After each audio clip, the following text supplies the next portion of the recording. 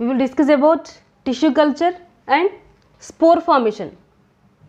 Already you have learnt about the types of artificial vegetative propagations like cuttings, layerings and grafting.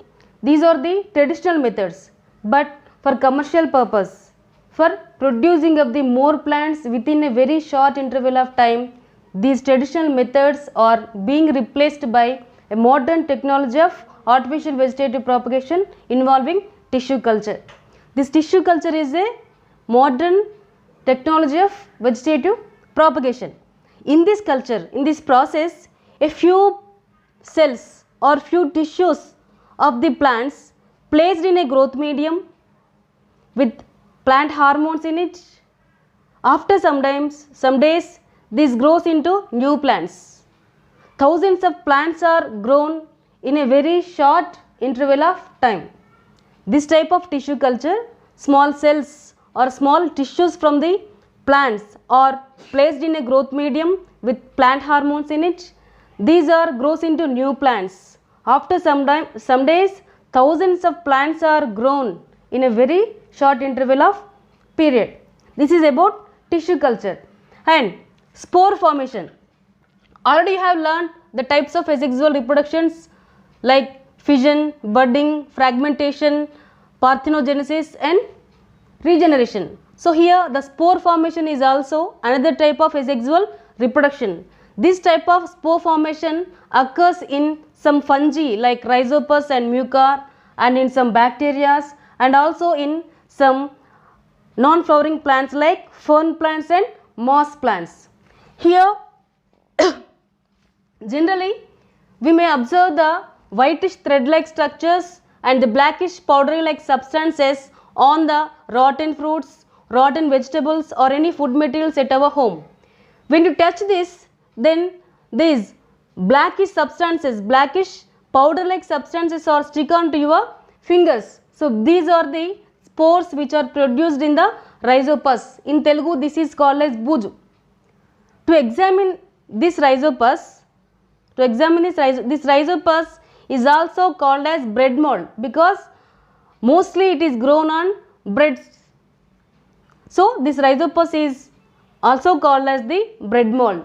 To examine the Rhizopus or to examine the bread mold under microscope, it is best to grow by our own in controlled conditions at your home. For this you use a soft bread which is preservative free or roti or any vegetable like potatoes or any fruits like oranges. And this Rhizopus, a good sample of Rhizopus requires 4 to 10 days for producing of the spores. So make sure to plan ahead for this project. In this, at first you take a bread slice, leave it in open air for about 1 hour. So it is exposed to contaminants. Then you place this bread in a plastic cover and sprinkle the water over to it for dampness. Then you seal the plastic bag. You place that plastic bag at a moist, warm and dark places at the corner of your kitchen. And you check out the plastic cover.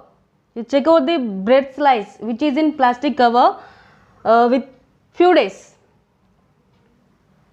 And also you add some more water to it for if it is drying. And if you touch this bread in those days, you make sure to thoroughly wash your hands afterwards. So after some days, when the Rhizopus has grown like this, then you take a part of this bread with Rhizopus to your school in a matchbox. In your school laboratory, you prepare a slide in the presence of your teacher and observe the Rhizopus under microscope. For this project, for the observation of Rhizopus, the materials you required are one slide, one cover slip and the bread mold, water, blotting paper or tissue papers and the disposed gloves. and also microscope. So first you take one glass slide, then you put one drop of water at the center of the slide and you place this a little bit, some part of the rhizopus on the water drop, then you put cover slip on the bread mold without any bubble formations, and also you blot with blotting paper at the corners of the water. Then you place this slide under the microscope, then you observe it. Under the microscope, the rhizopus seen like this. So this rhizopus here, in this rhizopus, in this bread mold, the fine thread like whitish structures are called as the hyphae, and the blackish thin round shaped knob like structures are called as sporangiums.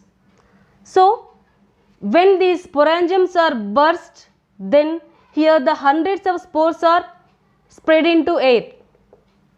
These airborne spores, when land on the food material or when land on the soil in favorable conditions like moist, dark and warm situations, warm conditions, these are germinates and grown into new rhizopus. So this is about the spore formation in rhizopus, and the spore formation also seen in some fern plants. These are the non-flowering plants. In some fern plants and some moss plants, we observe the spore formation in these plants. In this type of plants, here the leaves are called as sporophylls, because on the lower surface of the leaves there are clusters of dot-like structures. These dot-like structures are called as sporangia. In the sporangia there are hundreds of spores. When we rupture the leaf, then we observe the spores. So like this we observe the spore formation in some non-flowering plants also.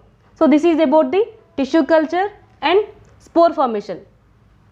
Thank you.